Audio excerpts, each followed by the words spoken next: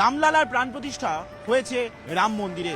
প্রধানমন্ত্রী নরেন্দ্র মোদী প্রাণ প্রতিষ্ঠা করেছেন, আর তারপর সরজু নদীর পার সেজে উঠেছে প্রদীপের আলোয়। আমি আমার চিত্র সাংবাদিক খোকনকে বলবো সেই ছবিটি দেখাতে, যে দেখতেই পাচ্ছেন যে একাধিক প্রদীপ, শয়ে শয়ে প্রদীপ দিয়ে সাজিয়ে তোলা হয়েছে সরজু নদীর পার্কে। আপনাদের ঠিক সেই ছবি দেখাচ্ছে এই মুহূর্তে। গোটা সরজু নদীর পার ঠিক এইভাবেই সাজিয়ে তোলা হয়েছে প্রদীপ দিয়ে।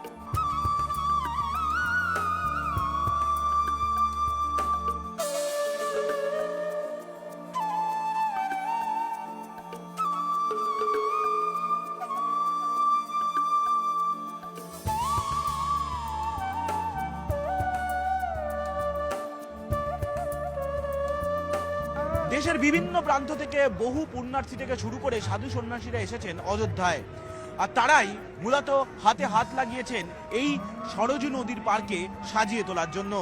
গোটা নদীর পাড় এইভাবেই সেজে উঠেছে।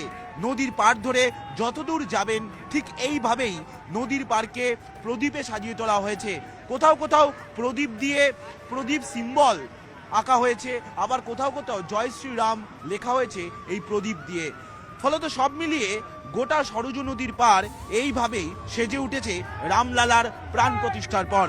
প্রধানমন্ত্রী আহ্বান জানিয়েছিলেন আজকে রাম মন্দিরের মঞ্চ থেকেই, যাতে সন্ধ্যেবেলায় বাড়িতে বাড়িতে প্রদীপ জ্বলে, আর সেই অযোধ্যাতেই প্রদীপ জ্বলে উঠল, আর সবাই রামলালার প্রাণ প্রতিষ্ঠাকে স্বাগত জানালো।